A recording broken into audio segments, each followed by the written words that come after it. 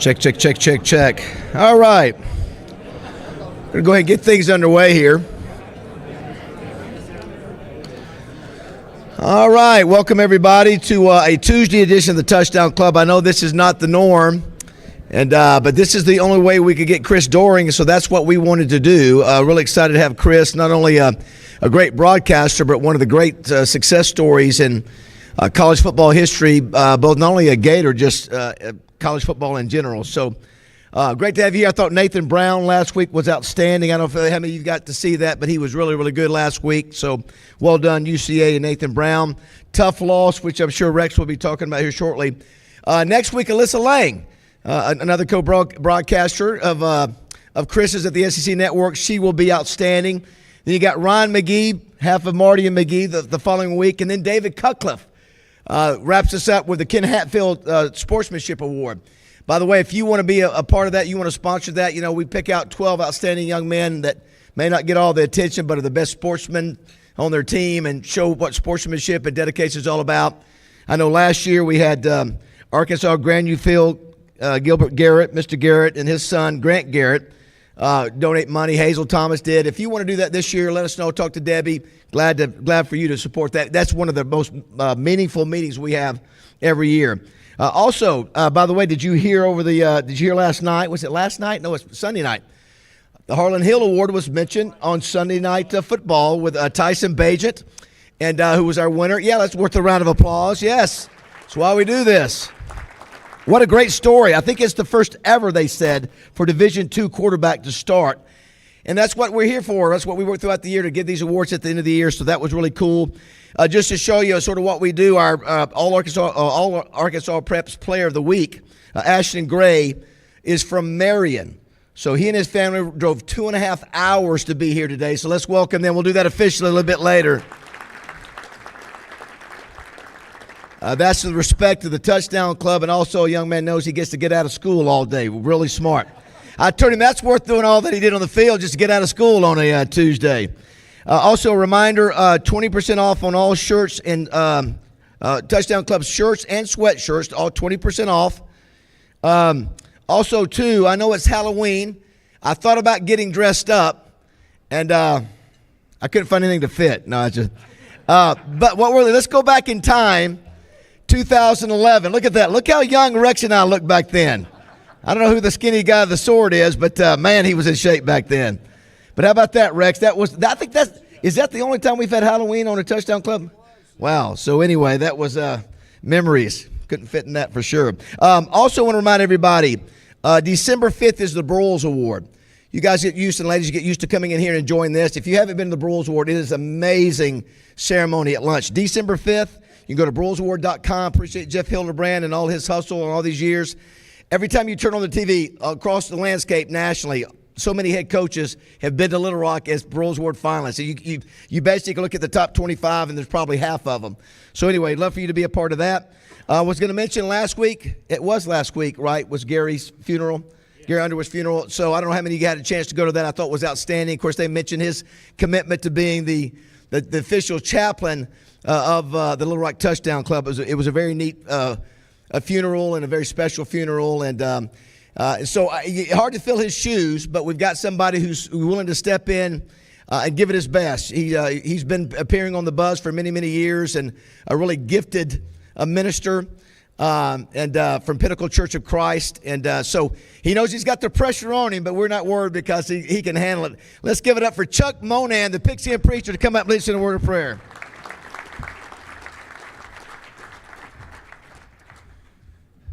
Like all of you, I'm thankful to be able to follow in the footsteps of our fallen brother, Gary Underwood. Gary always had a smile on his face, a song in his heart, and he contributed so much to the lives of people in this state. Certainly our prayers go out for his family, and we pray that the Lord will be a blessing to his memory. Let's pray together. Father, we're thankful for this occasion in which all of us can gather together. We're thankful for the food that you provided, for the good times, for the fellowship and the friendships that we can enjoy. Father, we're thankful for our brother Gary. We pray that you continue to be with his family and that you continue to bless the legacy of service that he's left behind for all of us.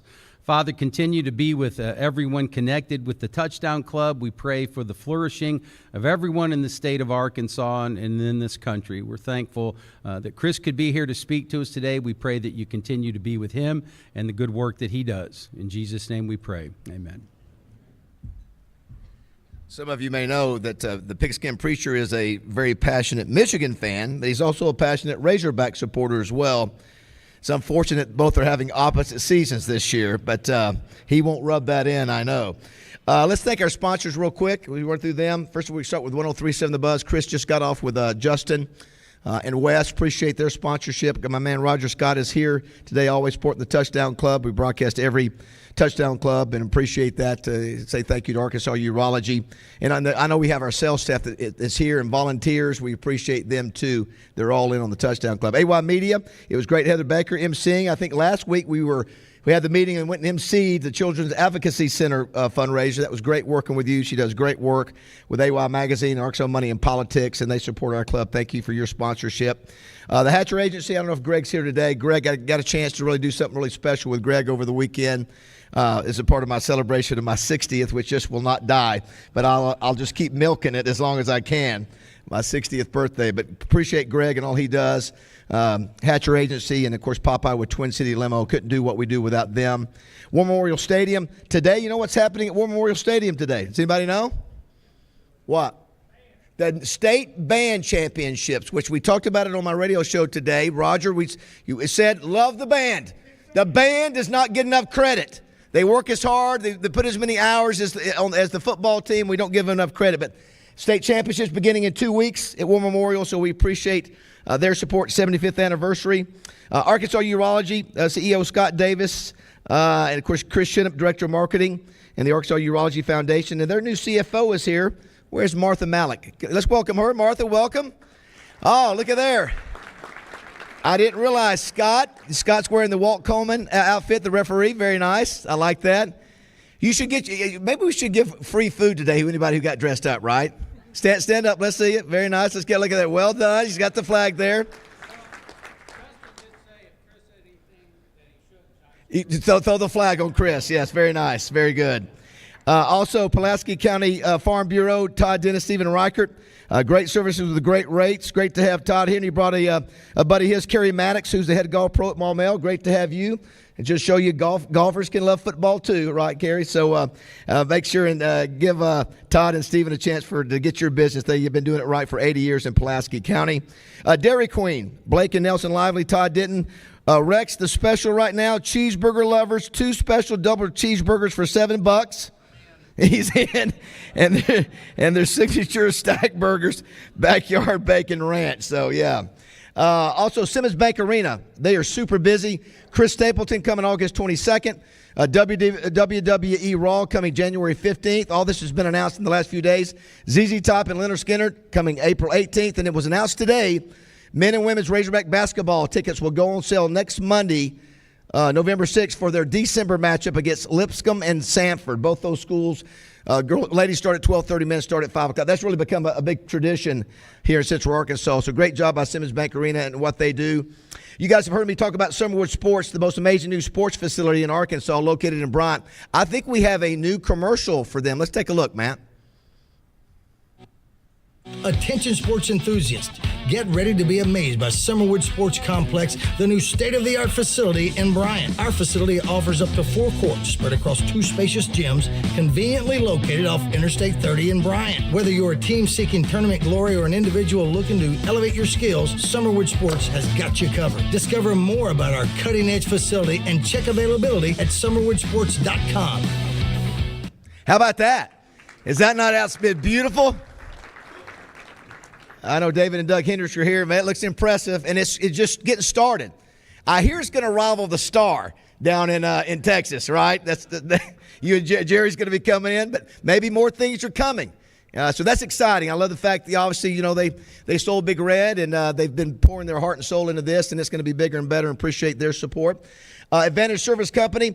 This is a guy, Rex, that always gets dressed up. Kevin Brooks, one call does it all. Kevin, let's stand up. Let's see what Kevin's wearing today. This is Prince. Let's give it up for Prince, everybody. What's amazing? What's that? Oh, he said Howard Stern. I guess it could go either way. And what's crazy, you run in costumes too. You run in 5Ks and things, right?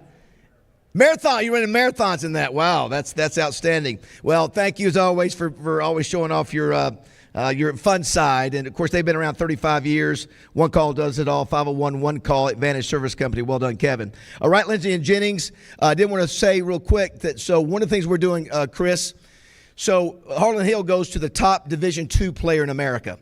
And they call it the Small School Heisman. Well, the Cliff Harris Award now goes to the top defensive player in small college, and that's Division II, Division III, and NAI. It's a massive award, 500 schools. And if it weren't for Wright, Lindsay, and Jennings, we would not have this. And we made the announcement this year, this right here. So this right here is a $3,000 or $3,500 trophy. And we'd only been given one out a year. We've been giving it to the overall winner. Well, what's happened is Division II normally wins. So Division III and NAIA have not been getting trophies. So we decided to be all in, and we decided to say that each division is going to get a $3,500 trophy. And you don't think Division III and NAIA is going to be excited about that? So anyway, so that's something new. Couldn't do it without Wright, Lindsay, and Jennings. Appreciate y'all's support and that venture, and got to get to almost close to start picking those winners. The Arkansas Democrat-Gazette, Wally Hall and Amanda Copley, been with us all 19 years. Got a great player of the week that we'll announce here shortly. Go on the line to Arkansas Online and register to get their digital subscription today. I read it every day. Crane Automotive, largest dealer group in Arkansas with 20 locations, 1,000 Arkansans employed by Crane Automotive. We appreciate the support that they give every week. Sissy's Log Cabin, Bill and Sherry Jones, Jim Englehorn, they were a sponsor the other day, actually at the event, Children's Advocacy Centers of Arkansas. We appreciate Sissy's Log Cabin. Doublebee's, owner Steve Lytle, GM Ed Light, we appreciate them. Gas it, grab it, and go. It's Doublebee's. The Oakland Sports app. So, Rex, the last 3 weeks, I'm just saying, I'm not going to brag too big here. I've had 18 picks over the last 3 weeks. This is college and pro. I've hit 14 of 18. Wow. 14 of 18. So I'm sort of starting to feel it a little bit. So you can go to the Oakland Sports app and follow my picks. I was undefeated in NFL. I think 4-1 in the college ranks. The last one I picked was Arkansas. I'm staying away from Arkansas. Staying away from Arkansas. I just can't do it. It just messes me up. But anyway, I encourage you, if you haven't tried that out, go to the Oakland Sports app. It's a lot of fun. Last but not least, Simmons Bank. Here represented 75 years of banking at Simmons Bank, represented to my left. Pat Anderson, Richard Johnson, both have been at Simmons for right at 35, 36 years. They said it's sort of fuzzy. It's been so long. It's 35, 37.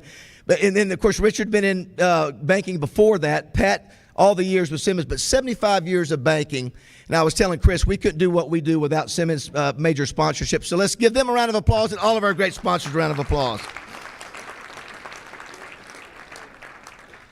Our great Touchdown Club team, Dwayne Duncan, Matt Johnson, Chris Kane, R.J. Hawk, Meredith Hell, Vines Brookshire Agency, our man Rex Nelson, all of our great volunteers led by Debbie Wyman. Let's give them a big round of applause for what they do.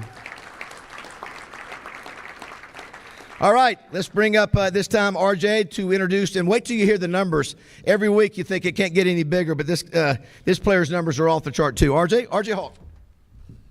Thanks, Baz. So, yeah, as David was saying, we talk about numbers each week, and Ashton Gray from Marion comes to us 2 hours away, as Baz talked about a minute ago. And first off, we want to give it up to his parents, because his mom, Ashley, Anthony, his dad, his brother, Brian, they all made the trip. And I love when we honor a player from all parts of the state and the entire family comes. His entire support system comes to support him. And a round of applause for his parents for making the trip down here.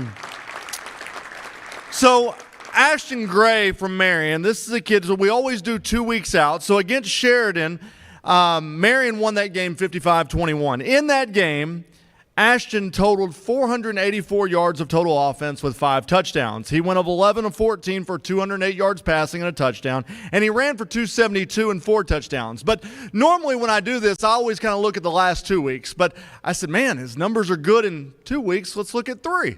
They were really good. So I went ahead and got all 3 weeks, and I'm going to give you those numbers.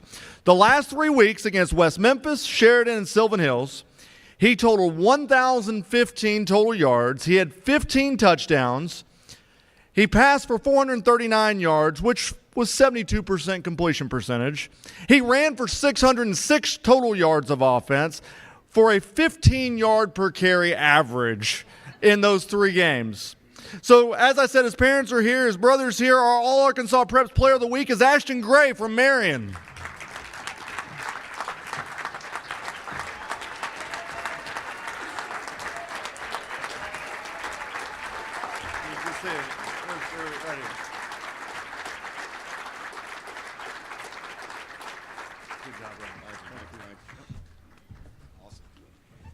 And he's a sharp dresser, too. Outstanding. My goodness. Those are some unbelievable numbers. Congratulations. And keep running. He is getting recruited, right, RJ? We're not going to say what school? By everybody, yes. By everybody. And so, again, thank you for driving. That's 2.5 hours, I think, actually, Marion is the drive. So, all right, no Razorback game, but plenty of other college action. Let's give it up for Rex Nelson, everyone. Yeah, trick or treat indeed. I get the treat. I don't have to report on a Razorback loss this Monday. Nice change of pace. We'll start with Arkansas State. The Red Wolves, even their record at 4-4 overall, 2-2 in the Sun Belt Conference, 34-24 at Louisiana Monroe.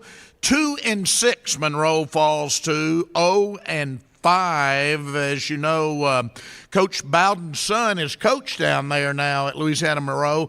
And, David, he is now officially as wide as he is tall, if you happen to see any of that on TV.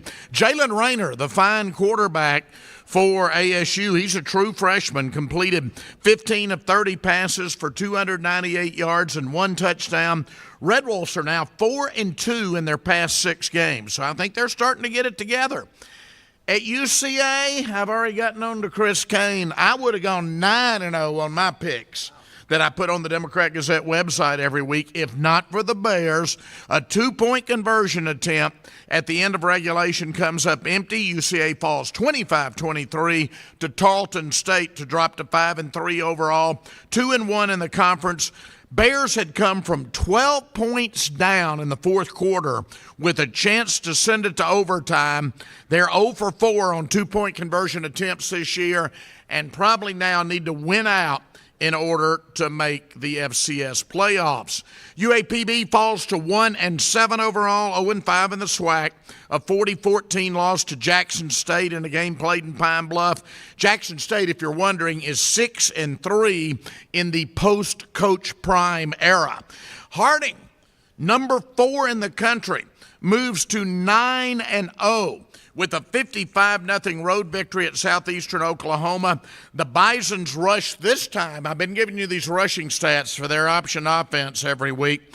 436 yards. They had, get this, 12 players, 12 finished with double-digit rushing yardage. They use a lot of running backs. It was the 6th time this season that Harding has scored more than 50 points in a game.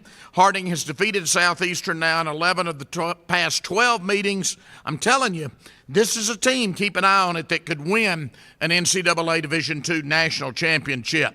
On Thursday night, meanwhile, Ouachita moved to 8-1 with a 49-28 victory over Southern Nazarene in a road game. Quarterback Eli Livingston out of Batesville had 1 touchdown passing and 2 touchdowns rushing.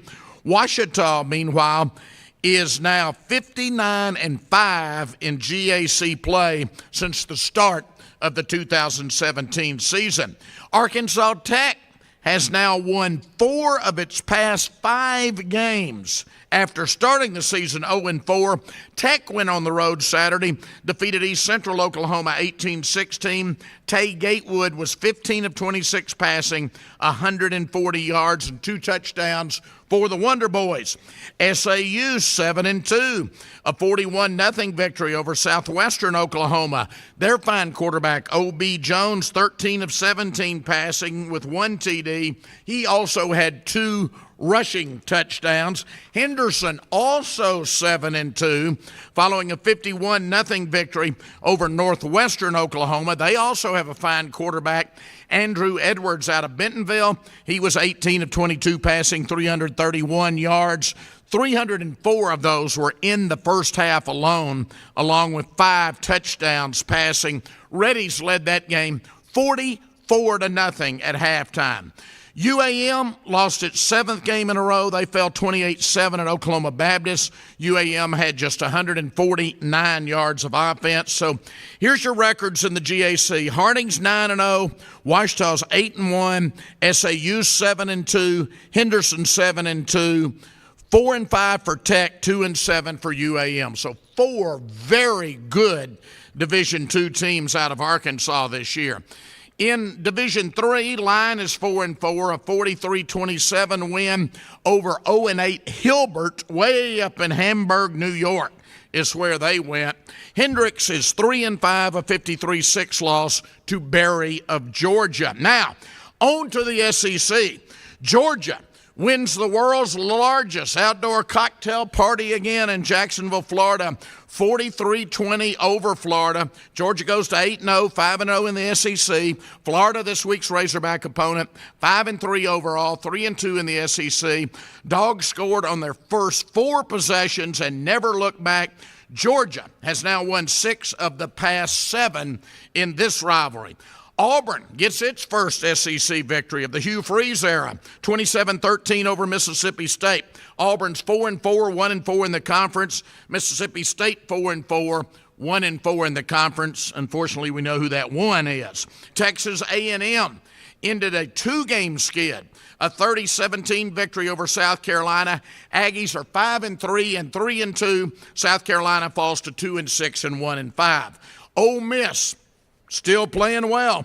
Rebels improved to 7-1 overall, 4-1 in conference, 33-7 spanking of Vanderbilt, which falls to 2-7 and 0-5. Rebels scored on 5 consecutive first-half possessions, and Tennessee improves to 6-2 overall, 3-2 in the conference, a 33-27 win at Kentucky, which falls to 5-3 and 2-3. This week in the state, we've got Louisiana Lafayette at Arkansas State, East Central Oklahoma at Harding, Oklahoma Baptist at Ouachita, Southeastern Oklahoma at Arkansas Tech, Southern Nazarene at UAM, Center College, which has quite a football tradition, out of Kentucky at Hendricks, and Centenary at Arkansas Baptist. 7 different cities on Saturday. High expected in the 70s with sunny skies. You know what that means? It means there's games in Jonesboro, Searcy, Arkadelphia, Russellville, Monticello, Conway, and Little Rock. It means you have no excuses. Get out and see a college football game on Saturday, everybody. Thank you.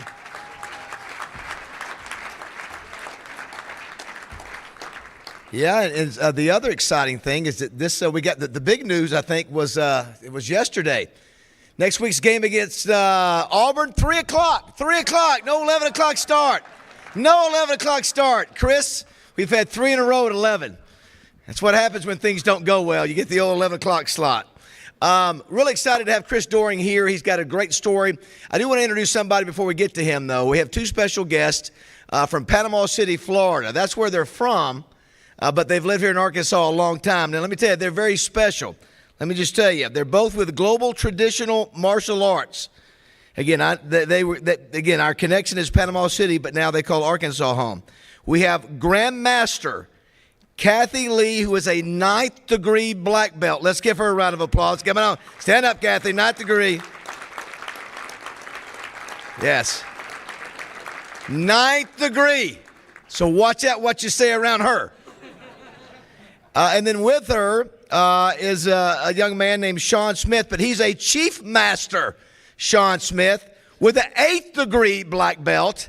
And he also happened to be a cheerleader the same time Chris Doering was at Florida. Give it up for Sean Smith, everybody. How about that? Listen, that's highfalutin stuff there, Chris. So they're in your corner, just saying. All right, this guy's got a great story. Let's check out what Steve Sullivan found out about our speaker today, Chris Doering. Time for a couple of plays. Jack Jackson, Chris Doering wide right. Aubrey Hill, Harrison Houston go wide left. 3rd and 10, 28-yard line. Werfel dropping back to throw, pumps and fires the ball over the middle. It's Doering! It's Doering! Got a touchdown! Doering's got a touchdown! Oh, man! Doering's got a touchdown! Chris Doering is one of Florida's best success stories. A walk-on who redshirted his first season went on to become a Gator legend. His 148 receptions, 6th best in Florida history.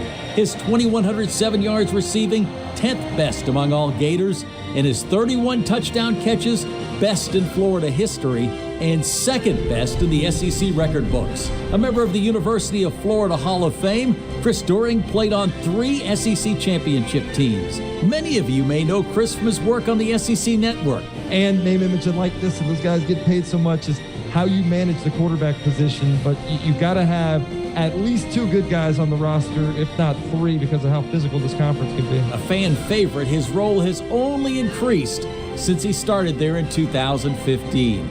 Please welcome Gator royalty, number 28, Chris Doering.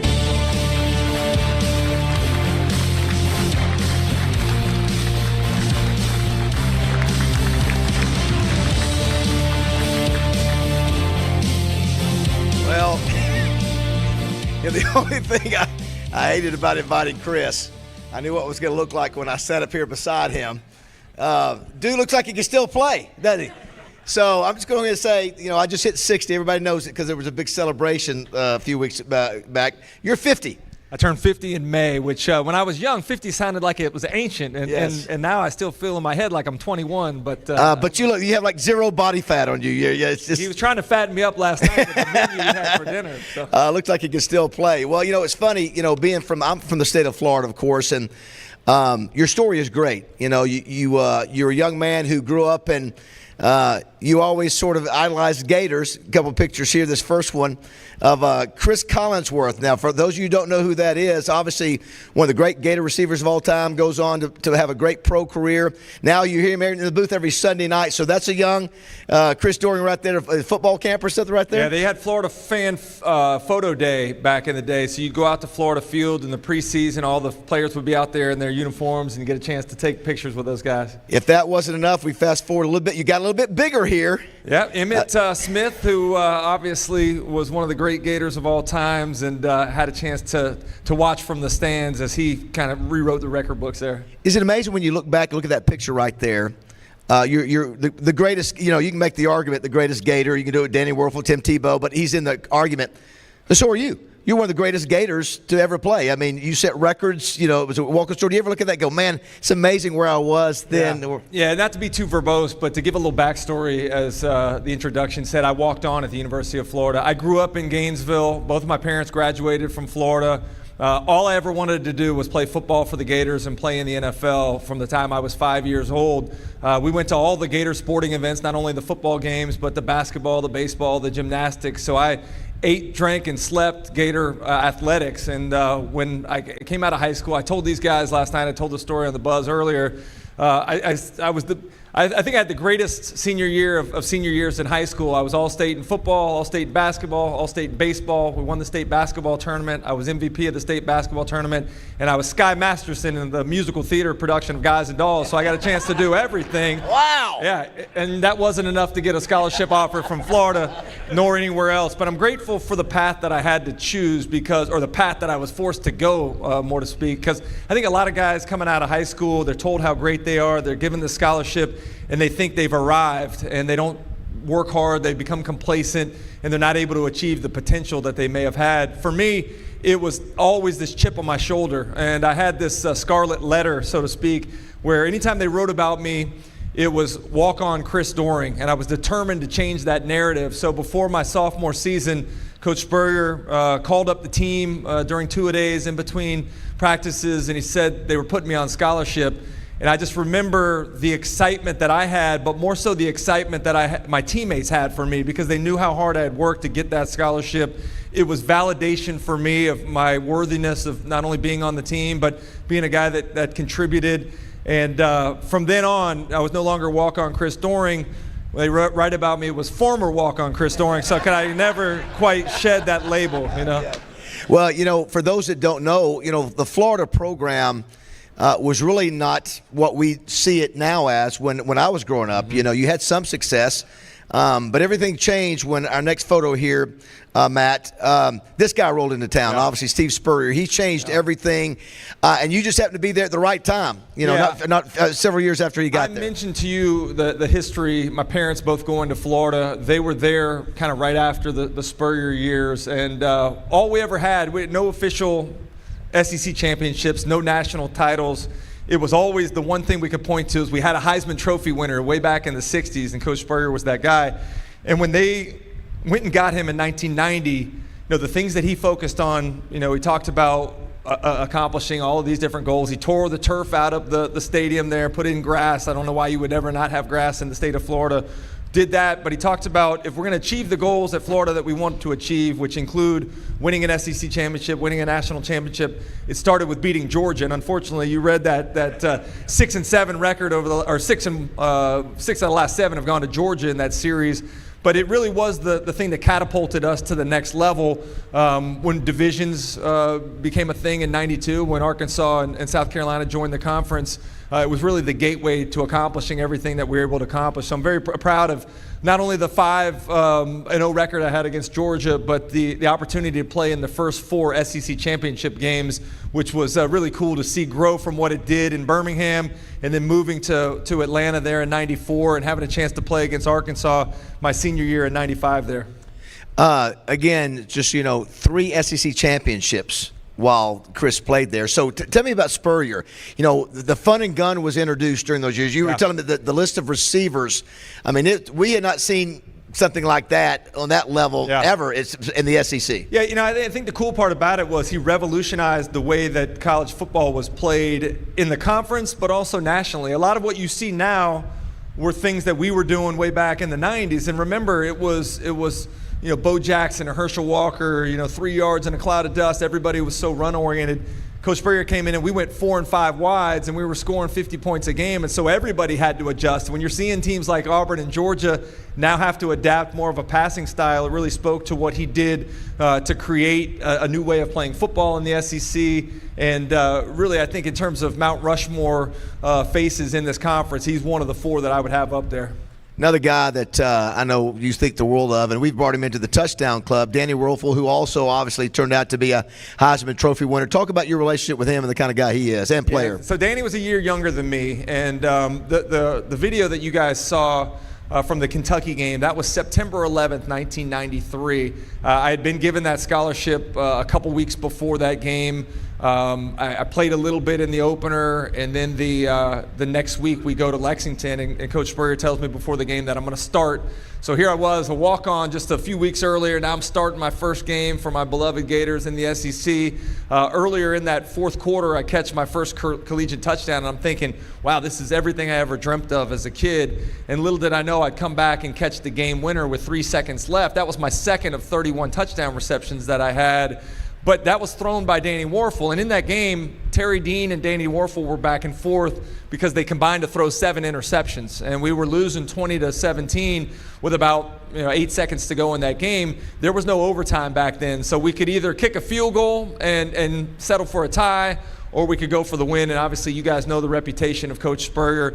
We went for the win. Danny threw that touchdown to me, and we've forever kind of been linked in Gator history. And there's not a better person to be linked with. I mean, Danny is a dear friend of mine, one of the cheapest individuals you'll ever meet. I don't know if you guys know that or not, but every time I get a text from him, I know it's, hey, I want to crash at your house. So he's a frequent guest at the Doering residence. Love his family, love his kids. His son is at Florida now. My daughter's also a senior at the University of Florida as well. But Danny and I roomed together the night before games, and so it was a big advantage for us. We'd go over kind of the play sheet. We talk about some of the things that he was seeing, what I was expecting. I turned him on to, we would listen to Canon and D, Paco Bell, a little classical music, kind of do some imagery and mindset stuff. Wow. Yeah, and then when we got to the NFL, we were reunited with Coach Spurrier, bringing us both to Washington and roomed together there, and when we were traveling on the road. So just a great intertwining of history and a friendship that lasts over 3 decades. Before we get to that SEC championship game, I just remembered, I should have looked this up. I remember watching Danny in person in Fayetteville, And I think he set a record. That was the game. 96 game. Yeah. He set a record, I think, for just I don't know how many yards it was. It's just we couldn't stop him. But I remember he sort of had a sort of a different kind of delivery.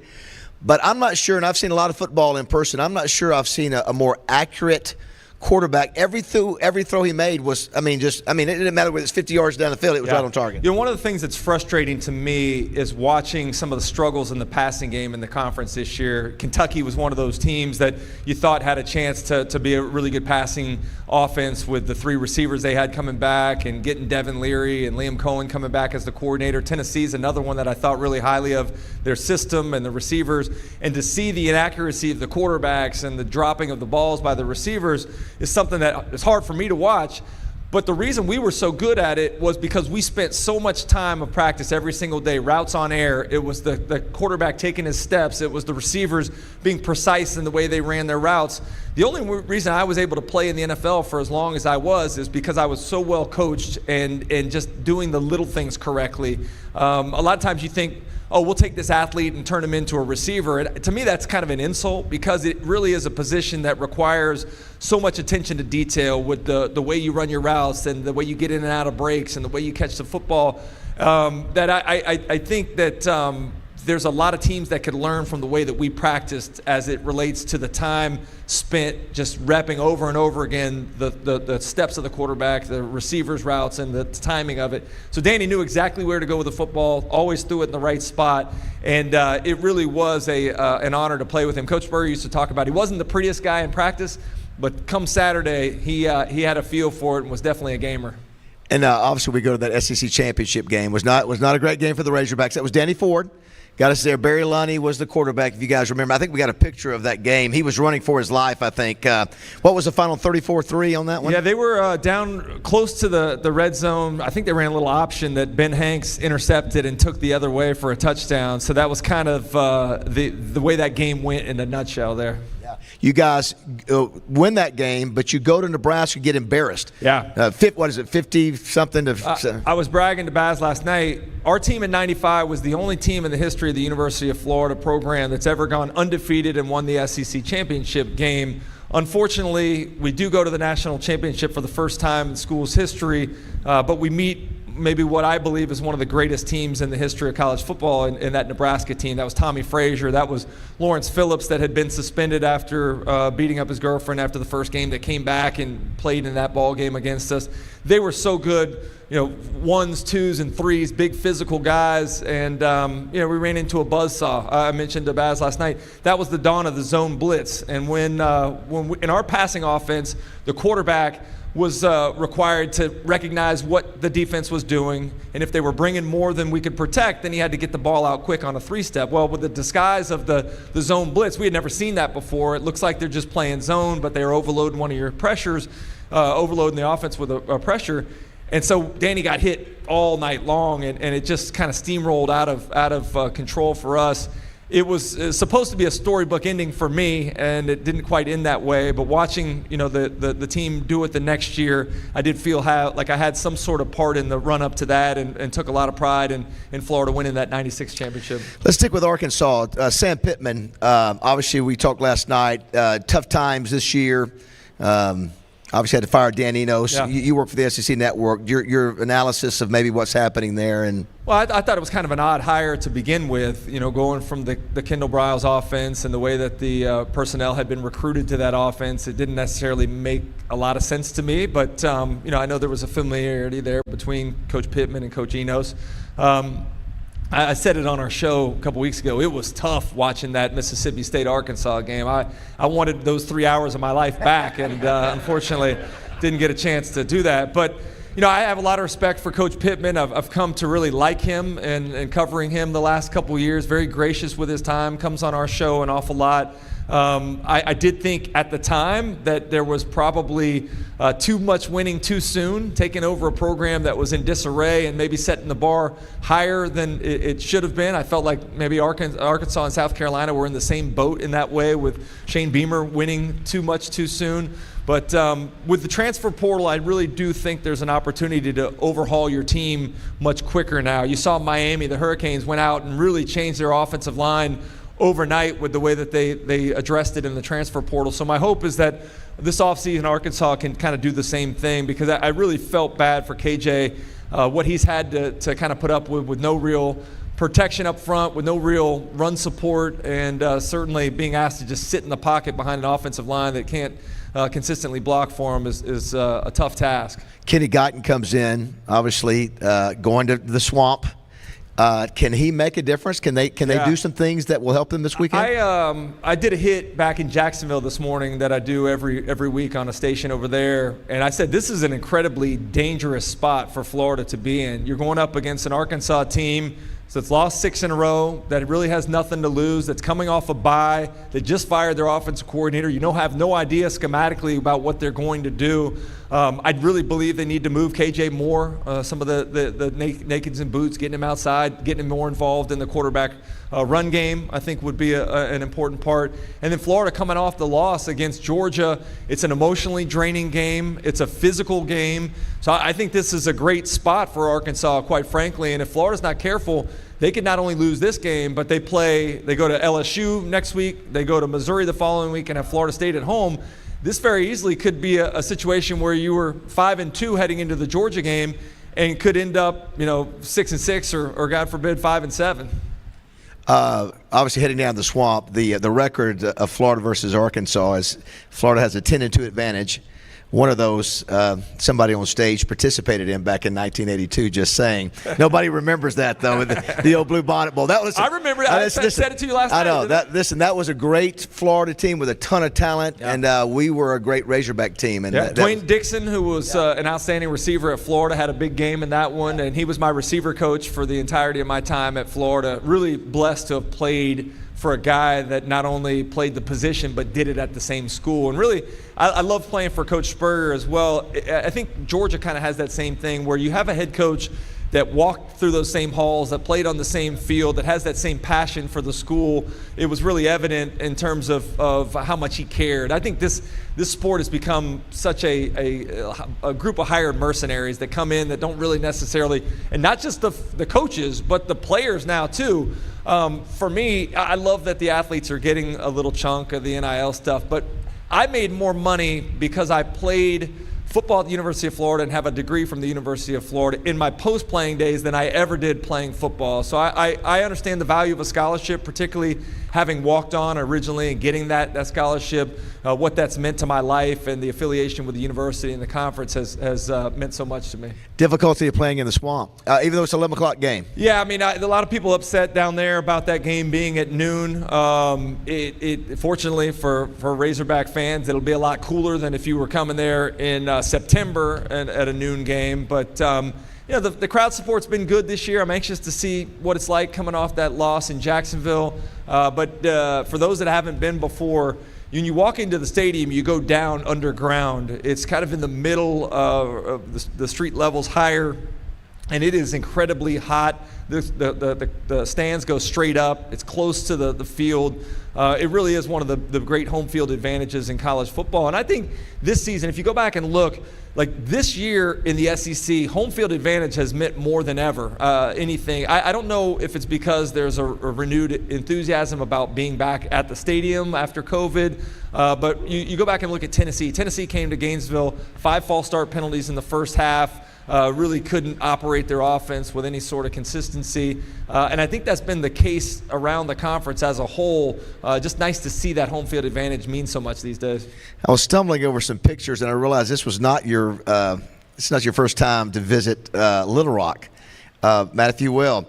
So here's the question. That's Chad Morris. Did you realize how bad things were getting ready to be for the Razorbacks that was a spring game? You were obviously covering for the SEC Network. Did you realize? I'm trying to look at your expression on your face saying, you're in trouble, buddy. Just want to let you know. Yeah. I don't know if that was before or after. What's the scoop here? You know what? So just a little backstory on that. I had been in Baton Rouge, and you could see the purple gloves there. I'd been in Baton Rouge to cover some LSU spring storyline stuff, and was coming straight here to Little Rock to do the spring game for the SEC Network. I had no idea what the weather forecast was, and there was this massive cold front that came through. I was freezing my ass off out there. It didn't properly come with any sort of apparel. It was snowing that morning, sleeting during the game, freezing cold. But, just like everywhere, there's so much optimism and excitement about a new regime when a coach takes over.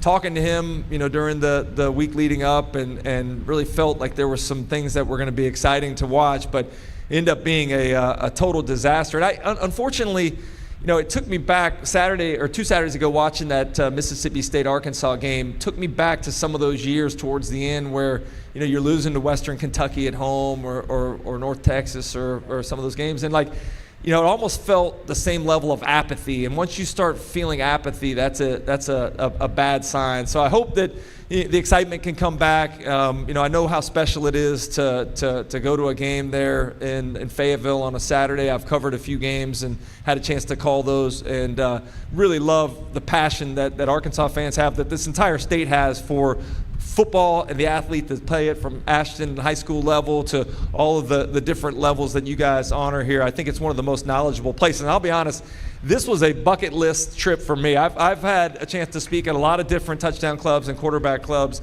and I've always looked at the Little Rock Touchdown Club as the one that I wanted to aspire to get to. And so to have the opportunity to be here means a lot.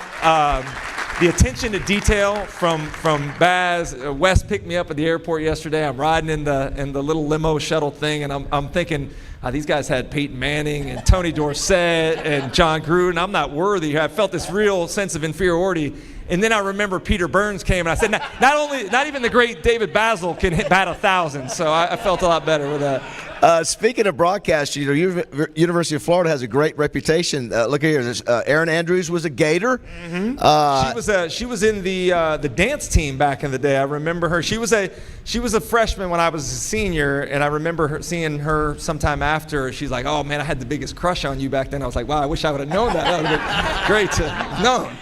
Then next, Laura Rutledge, who we had this year, she's outstanding. Awesome. Yeah, you talk about somebody that is incredible in terms of not only her knowledge of the game, but her comfort and delivery and just preparation, doing what she does with the SEC Nation show and all the NFL stuff she's asked to do. She's an amazing broadcaster and even better person. And a former football player. Now, this is not this is Jesse Palmer as the Bachelor. And then he goes on, of course, obviously quarterback at Florida. Now he's become the national host. That Bachelor photo took me right back. I think he set the record for most girls tongue kissed in a week, right? I mean, it was impressive how he was able to do that. But I think, he's one of my favorite broadcasters to watch. His delivery and analysis of the game is really very good, and it's nice to see him back in the booth. Did a great job in the studio, but seeing him back in the booth with Joe Tess is awesome. Yeah, very knowledgeable. Also, let's talk about the SEC Network. So we love Dari Noka. He's been here several times, and he's great. You work with him obviously on the weekends, and he's been with us 2 or 3 times. He's great. So my schedule over the weekend, I fly to Charlotte on Thursday night. I do SEC This Morning on Friday morning with Peter Burns, and then later in the day I do our preview show, SEC Now, with Dari and Benjamin Watson. And then Saturday we wake up. I'm in the studio from noon till about 12:30 or 1 in the morning. We have a triple header on that we're doing the halftime and post-game and pre-game support, studio support for, and then we do the football final wrap at the end of the night. And then Sunday I'm off. I'm watching tape from the day before. Monday we do the SEC This Morning show, and I fly back. So 4 nights on the road, 3 nights at home during the fall. But I get to work with the greatest people, getting to cover the greatest conference. And literally, I'm watching games all day long in the same seat. Most of you guys probably have a spouse or a significant other that's trying to urge you to get off the couch and don't get to do that. Not only does that not happen, I get paid to get to do it. And it's just an amazing dream come true for me. Dari's just a great pro, just smooth as silk and great guy. And then let's go next. Peter Burns. So Peter, another very talented, great guy, has a great story. Totally different kind of people, and PB is one of the most creative people I've ever been around. He's self-admittedly ADD all over the place. So one of my jobs is cleaning up after him wherever we've been on studio. He leaves, little things around. I got to take care of him like he's my little brother. But he is he's an awesome co-host. The show that we do together is so much fun. We're just 3 hours of kind of getting back and forth at each other and talking ball, and it's become really popular, I think, with a lot of the callers that love getting to discuss a little football and having some fun on Friday and Monday mornings. And somehow, I don't know when this began, you and Peter started having these bets because he's an LSU guy and you're a Florida guy. Yeah. So these are 4 pictures. If you look, are these 4 losses or do these split with the other things No, here? these are 4 straight losses to LSU. So I do rib him all the time. I actually am a Florida grad. He's just a LSU fan, so 2 different levels of commitment. But so in a couple of those pictures, I think one of those was 2020. We were 21.5-point favorites and lost at home. One of them we were 13.5-point favorites in Baton Rouge and lost. Certainly doesn't look very promising this year. And maybe, I don't know if you have the video or the picture, but maybe the This most year? embarrassing. This year? Yeah. Let's go to 16, Matt. Not that one. This one. Yeah. No, go back. Yeah. So that one. The bet was that 4 straight football losses, but Florida and LSU playing for the national championship at the College World Series. The bet was actually a great one. I think that Commissioner Sankey may have had something to do with suggesting this, but the idea was the loser was going to have to get one of the authentic baseball uniforms from the athletic program of the other school. They sent me really cool gear. I have some great gear from what LSU sent me over there, but we had to wear the uniform from the house to the airport all the way to Nashville for SEC Media Days through the hotel. You'd be amazed at how many people didn't really acknowledge that I was wearing a baseball uniform, but more was wondering why I was wearing an LSU uniform. So I'm sitting in, I get upgraded to first class. I'm sitting in 1B. So everybody that walked in is making eye contact with me. And the stewardess, as we were getting off, or flight attendant, as I'm getting off, she's like, "Are you on your way to a game?" And I'm thinking, like, this isn't high school baseball, we got a locker room if we were doing that. I told her the story. She goes, "I wasn't allowed to talk to you. I thought you were somebody really important. We're not allowed to interact." And I had to break the news to her that I'm not really that important. Well, you look the part. Yeah. I mean, look at that. I mean, you look like an athlete there that can still play. I tried to go full authenticity with the slides there, and didn't bring the spikes with me on the plane. But So are you over with him? Is that right? I won the first year, which was before we were doing the TV show. It was just on Sirius XM, which we do every day all year round on 374, the SEC channel.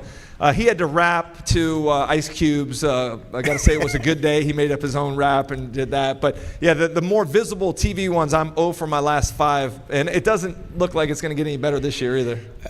So I have to do this only because some people criticized me when we had the great Laura Rutledge here that I felt it was worthwhile to show her doing her. Remember, she was doing the ballet. And she was putting her, which I thought was very impressive, putting her foot above her head, and she was hitting the tambourine with her foot. So some folks thought that was, really you got to show her doing that. So just to be fair, I want to show what you just put in there. So here's the dude. I'm going to show you. You're 50 years old. How in the heck do you stay in shape like this? Well, I tell you what, I obviously gifted with some good genetics, but I think one of the things for me that's key in my life is the gym every day. I have a group of guys that I work out with. You can take it off now. God, the ladies have seen enough, Matt. Let me say that picture was from, I had the greatest trip with my son. We did a father-son trip to the Grand Canyon this summer. That was from the beginning of that trip. 6 nights on the Colorado River, camping on the banks, sleeping out under the stars, no tent, talk about roughing it. It was no cell signal. And my son, when we got off, said, "Dad, that was awesome, man. I loved not having the ability to get on my phone, the pressure of social media." I would advise to you guys, the opportunity to unplug and just be present and create real relationships in person was something. It was he and I and about 6 or 7 father-son combos, and just the time we spent together was so special and something really memorable. But the workout, my son actually came home from college. He's at Savannah College of Art and Design up in Savannah, Georgia. He told me, "Hey, Dad, I want to work out with you every day," and he put on about 30 pounds of muscle this offseason. So it's nice to see all these years of me telling him kind of how to live his life. He thought I was an idiot. Now he actually starting to believe some of what I've told him. But physical fitness and pushing myself in the gym, I think, is one of the most important parts of my success, one of my most important parts of the day now as an adult. Yes, I am inspired to be better. Thank you, Jess. Listen, my girlfriend goes, you should hang out with Chris more often, whatever he's doing. By the way, you are 6'4", right? 6'4", yep. 6'4". I mean, you were. So when I first walked on at Florida, I made the travel squad as a redshirt freshman. I'm playing as a sophomore that year. You saw the video. I was 6'4", 175, which really skinny. Even my senior year, I was 193. When I got to the NFL, I played at 205, and I'm about 205 now. But yeah, you talk about big, strong. You look around this conference, there's a lot of big, strong receivers, and certainly I don't have the measurables of those guys. Yes, you do. Last thing, we'll wrap up. You mentioned family. You're also, in addition to all these things you're doing, you're a businessman. Last clip there, Doering Mortgage. Yep. Yeah, so after we were discussing this last night, really tough transition for all athletes, whatever level you play at. Once you get done playing, trying to figure out what your next stage of life is. As I mentioned, growing up as a kid, all I wanted to do was play football for the Gators and play in the NFL, and I had done that, and it was over with by the time I was 32 years old. So a lot of life left to live, and it's almost a blessing and a curse because, what do you find that you're as passionate about what you grew up getting to do, and most people don't have that ability to do, something that they dreamt about their entire life, and everything kind of pales in comparison. So I was doing some local radio, trying to figure out what I was going to do. A friend had a mortgage company over in Daytona Beach, Florida. He said, hey, let's open one in Gainesville with your name on it, my experience, and we opened it in April of 2007, about the time that the real estate industry flopped and the mortgage industry imploded, and couldn't have been worse timing. But in hindsight, it was a blessing in disguise. I never had the opportunity to do any of the stated income, no doc stuff that got folks in trouble. Learned while everybody else was kind of getting out of the business, and I've always found that the contrarian point of view is the most successful point of view, doing things differently than everybody else. So we just celebrated our 16-year anniversary back in April. Struggling a little bit now, as you guys are, I'm sure, aware of the market and the rates going up the way they have. But everything that I learned in sports, particularly football, has impacted me in my post-playing days. What I've been able to do to build that company, surrounding myself with a lot of really like-minded, talented people that believe in the goal that we've set, that pay great attention to detail. Those are all things that I think you would agree what we learned from football. Football is the greatest team sport in the history of team sports because you have 11 guys out there. If all 11 aren't doing their jobs for the common goal of that particular play, you're not going to be successful. And I think the same is true in the business world. Well, you're a class act. You're a busy guy. We appreciate you squeezing us in. Love to have you back in the future. Let's give it up for Chris Doering, everybody. Great job, Chris. Thank you very much. I appreciate y'all having me. Don't forget Alyssa Lang next week. Alyssa Lang next week. If you want to get pictures with Chris, just line up over here. We'll get it done. So who was the leading tackler? Was the leading tackler in that game? Yeah, they're about right.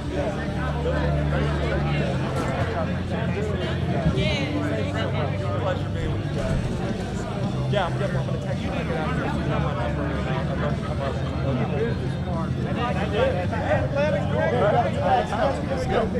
Okay, sorry, man.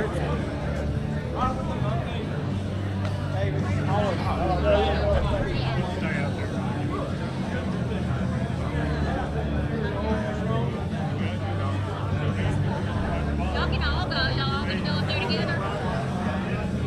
Well, he can get one of them. I'm just sneaking past you guys. I'm on the other side. Y'all can do one all together if you want to, the whole family.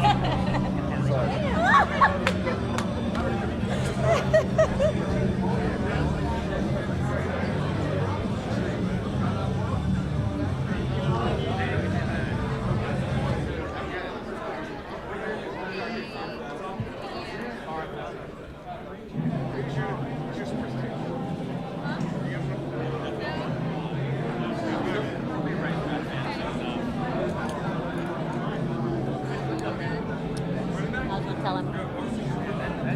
Yeah.